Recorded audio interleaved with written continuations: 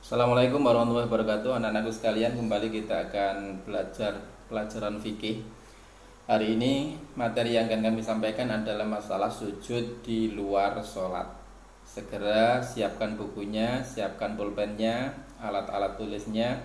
Pelajaran fikih bab sujud di luar sholat, kita mulai.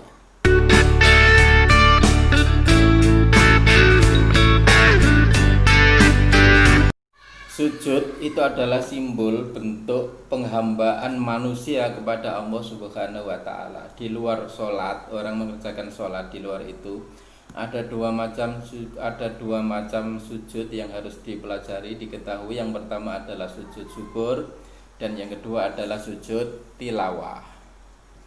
Sujud syukur dilakukan ketika orang ini mendapatkan nikmat dari Allah. Jadi bersyukur itu ungkapan matur nuwun, ungkapan terima kasih. Dilakukan ketika orang mendapatkan rahmat dan juga ketika orang itu terhindar dari sebuah musibah. Sujud syukur ini bisa dilakukan di mana saja, kapan saja. Pokoknya ketika merasa mendapatkan nikmat, layak bersyukur langsung sujud. Itu namanya sujud syukur. Hukum daripada sujud syukur adalah bersyukur itu hukumnya wajib. La in syakartum la azidannakum, ketika manusia itu mau bersyukur maka akan diberikan rahmat bertambah oleh Allah. Wala in kafartum, ketika mereka itu kufur maka azab yang akan diterimanya.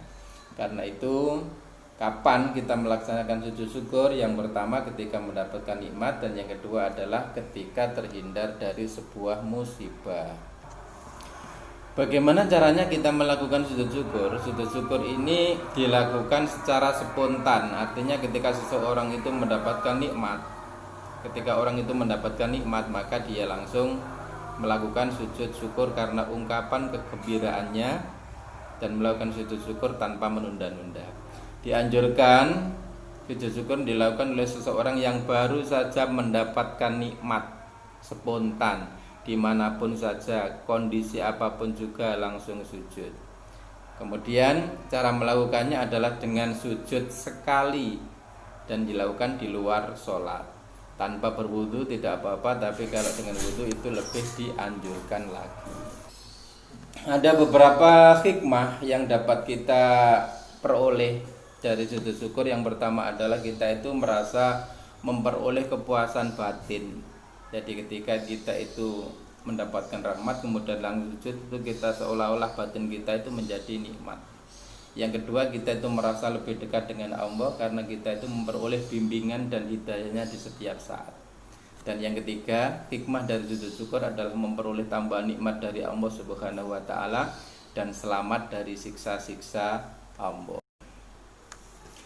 Sujud yang kedua yang harus kita pelajari adalah sujud tilawah. Tilawah itu berarti bacaan secara bahasa. Kalau menurut istilah, sujud tilawah itu sujud yang dikerjakan ketika kita itu mendengar satu ayat sajdah dari Al-Quran yang dibacakan oleh seseorang.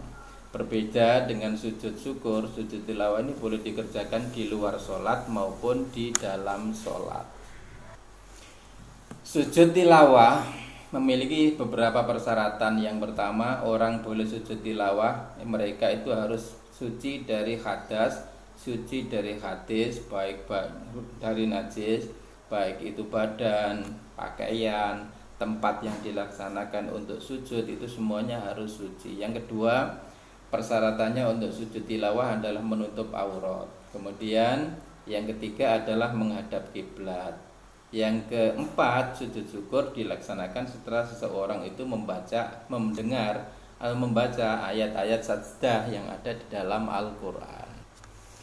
Ada dua cara untuk melaksanakan sujud tilawah, yaitu ketika ada di dalam sholat dan ketika ada di luar sholat. Ketika orang itu berada dalam sholat dan harus melakukan sujud tilawah, maka jika mendengar atau membaca ayat sajdah dalam sholat, hendaknya langsung sujud sekali. Setelah sujud sekali, kemudian bangun lagi dan meneruskan bacaan-bacaan ayat berikutnya. Itu kalau kita ada di dalam sholat.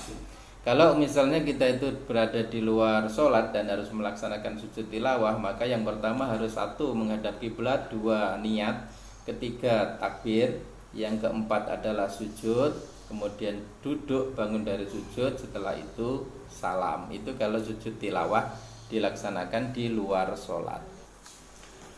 Keutamaan sujud tilawah diantaranya adalah akan terhindar dari gangguan-gangguan setan. Dalam hal ini Abu Hurairah radhiyallahu an melalui hadis riwayat Muslim, Rasulullah SAW bersabda, dan apabila seseorang membayar atas sajdah lalu ia bersujud, maka setan menghindar dan menangis serta berkata, hai celakalah aku, kata setan, celakalah aku, ia diperintahkan bersujud lalu bersujud, maka untuknya surga. Sedangkan saya, kata setan, diperintahkan untuk sujud dan saya membangkang, maka disiapkan untuk setan itu neraka. Itu adalah keutamaan dari sujud tilawah. Dari dua keterangan macam sujud, maka bisa diambil kesimpulan bahwa sujud syukur dengan sujud tilawah itu ada persamaan dan ada perbedaan. Persamaannya satu, sujud tilawah maupun sujud syukur hanya dilakukan satu kali sujud. Yang kedua, sama-sama hukumnya adalah sunnah. Sedangkan perbedaan antara dua sujud tadi, yang pertama, sujud tilawah itu dapat dikerjakan di luar dan di dalam sholat. Kalau sujud syukur tidak boleh di dalam sholat, tadi harus ada di luar sholat. Yang kedua, perbedaannya, sujud tilawah dikerjakan karena mendengar ayat-ayat sajdah, sedangkan sujud syukur dikerjakan ketika itu orang itu mendapatkan nikmat atau terhindar dari bencana. Demikian anak-anak sekalian, mudah-mudahan materi sujud tilawah, sujud syukur hari ini bisa dipahami. Kalau mungkin ada yang pertanyaan, silakan nanti ditanyakan di Microsoft Teams atau mungkin di komen ini ditulis. Ketemu lagi nanti pekan depan, mudah-mudahan apa yang saya sampaikan bisa difahami. Selalu jaga kesehatan. Wassalamualaikum warahmatullahi wabarakatuh.